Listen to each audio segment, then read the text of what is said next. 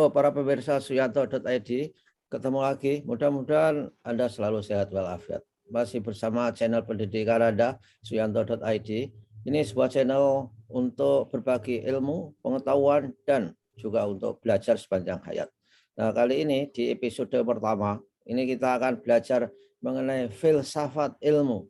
Dan tentu saja Anda klik subscribe supaya bisa mendapatkan video terbaru dari Suyanto.id. Narasumber kita siapa? Narasumber kita adalah tamu istimewa kita, sahabat saya juga, ialah Profesor Dr. Ahmad Dardiri, MHum. Beliau adalah guru besar Fakultas Ilmu Pendidikan Universitas Yogyakarta, Universitas Negeri Yogyakarta, dan beliau juga pernah menjadi dekan dan juga pernah menjadi ketua senat di universitas itu. Nah, kita sapa dulu narasumber kita. Assalamualaikum warahmatullahi wabarakatuh, Prof. Dardiri. Waalaikumsalam warahmatullahi wabarakatuh. Selamat pagi, Prof. Suyanto.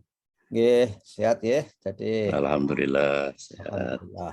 Nah, Prof, kita akan berbincang-bincang mengenai filsafat ilmu. Ini kan sebuah ilmu di mana merupakan kewajiban semua S2 kita di seluruh Indonesia dan Nusantara ini untuk belajar mengenai filsafat ilmu.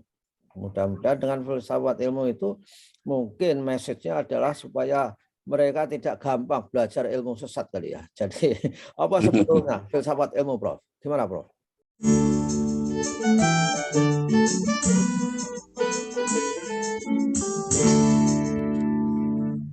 Ya.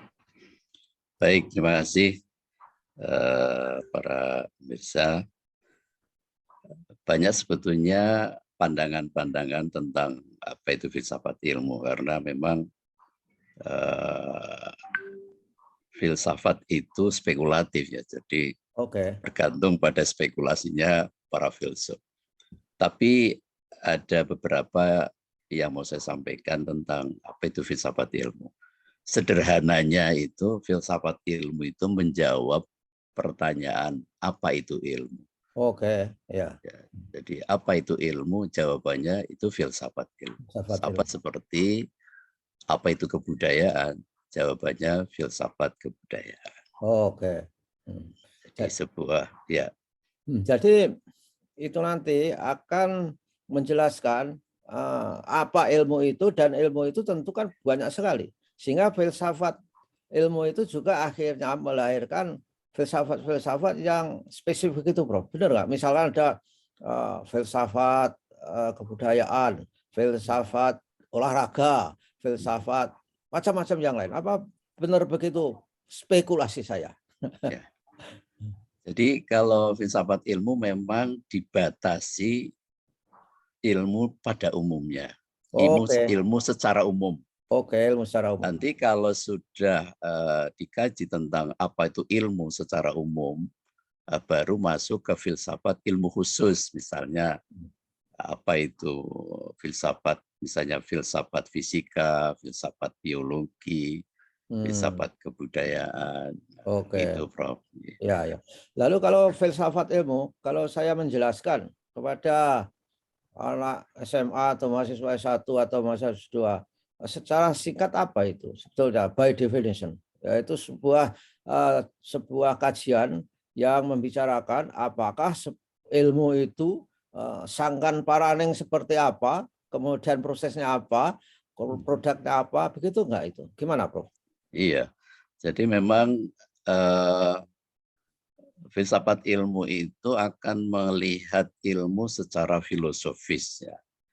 Secara filosofis itu ya tentu kalau kita lihat ciri filsafatnya itu sendiri kan yang populer kan ada 3 itu, Prof. Ya. Bahwa mendasar, lalu kedua menyeluruh, yang ketiga spekulatif. Artinya ilmu itu akan dikaji secara mendasar. Sebetulnya secara mendasar itu pertanyaannya adalah apa sih hakikat ilmu itu? Kalau secara menyeluruh ilmu di situ tidak dilihat secara aspektual, tetapi dilihat secara hakikatnya, secara keseluruhan ilmu itu apa. Lalu yang ketiga spekulatif, karena memang pertanyaan apa itu ilmu, jawabannya tergantung siapa yang menjawab. jadi, jadi tergantung spekulasi. Dalam filsafat itu spekulasi artinya bukan untung-untungan, Bro. Spekulasi itu artinya membuat dugaan-dugaan rasional. Oke. Ya, semacam hipotesis gitu kali ya, spekulasi. Iya, seperti hipotesis. Ya, oleh karena itu dulu ceritanya gimana, Bung? Itu lahir dulu ilmunya atau orang berfilsafat kemudian berilmu? Gimana kira-kira posisi kalau seperti itu? Ya memang ini ada beberapa pandangan. Ada yang berpendapat bahwa filsafat sama ilmu itu dari dulu beriringan. Oke. Nah, tapi pandangan yang lain itu mengatakan bahwa ilmu itu lahir belakangan. Oh gitu. Karena yang menjawab pertanyaan apa itu ilmu itu bukan ilmu, tetapi filsafat. Sehingga sering pandangan ini yang sering mengatakan bahwa filsafat itu induk atau induknya ilmu. Oh ya. Mother of the sciences gitu. Ya ini. Nah, ini pandangan seperti ini. Sehingga mestinya ini pandangan seperti ini mengatakan filsafat lebih dahulu karena baru berkembang filsafat ilmu belakangan begitu, Bro. Oh.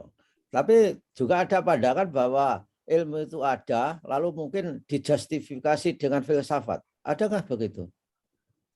Iya, memang ada juga seperti itu. Pandangan misalnya, tapi yang dimaksud di sini itu gini, misalnya apakah ilmu itu benar adanya. Oh ya. Sehingga kriteria disebut ilmu itu filsafat memberikan semacam justifikasi. Jadi pembenaran. Ya. Maka di situ filsafat lalu memberikan kriteria-kriteria pengetahuan disebut ilmiah itu seperti apa. Nah, ilmu pengetahuan sekarang, terutama di era digital itu kan sangat-sangat dinamik dan perkembangannya luar biasa. Apakah filsafat ilmu itu sudah cukup memberikan kriteria atau juga filsafat ilmu itu juga berkembang seiring dengan perkembangan teknologi misalkan, Bro? Gimana ini posisinya? Iya, jadi filsafat ilmu itu dinamis. Ya. Dinamis. Ya. Karena ilmunya itu sendiri kan berkembang, maka filsafatnya menyesuaikan gitu ya. Sehingga kalau dulu itu hanya ada dua kategori ilmu, misalnya ilmu pengetahuan alam dan ilmu pengetahuan sosial, sehingga hanya ada filsafat ilmu pengetahuan alam, filsafat ilmu sosial. Nah, sekarang berkembang ada humaniora, lalu itu saja nanti bercabang-cabang, beranting-ranting, itu punya filosofinya sendiri-sendiri nanti. Jadi filsafat khusus, filsafat khusus. Karena filsafat ilmu itu juga berkembang, berarti untuk melakukan justifikasi apakah sebuah ilmu itu benar atau tidak, sesat atau tidak, bermanfaat atau tidak, mungkin itu juga tergantung dari aliran-aliran filsafat ilmu itu sendiri. Betul nggak? Iya, betul, Bro. Jadi kalau aliran rasionalis tentu kriterianya koherensi ya, rasional apa tidak, logis apa tidak, runtut apa tidak. Jadi kalau alirannya empiris ya tentu harus ada bukti empirisnya kan gitu. Yang dituntut adalah ilmiah itu kalau ada buktinya. Menarik. Sangat menarik, sehingga implikasi ke dalam penelitian pun kan dirasakan antara positivistik misalkan saja. Itu yang empirik tadi itu. Iya. Yang positivistik, yang empirik itu.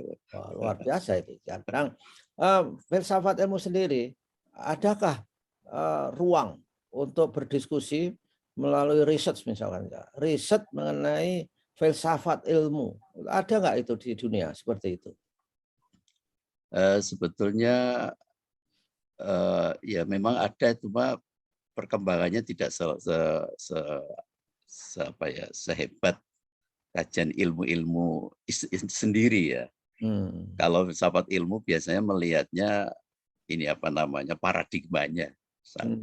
Kayak tadi itu paradigma positivistik, paradigma post-positivistik, lalu ada fenomenologi dan seterusnya. Itu perkembangan filosofinya.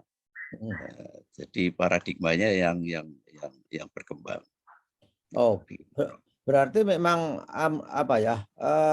filsafat ilmu itu ketika ilmu berkembang, akhirnya kan filsafat ilmunya mengikuti ilmu akhirnya, Prof. Dulu-dulunya kan filsafatnya lahir duluan, orang berfilsafat, kemudian menciptakan ilmu. Nah, sekarang ilmunya kan luar biasa, sehingga akhirnya filsafatnya itu mengikuti, saya kira. Dalam konteks apakah dia benar tidak, kemudian dia ada buktinya tidak, gimana itu posisinya?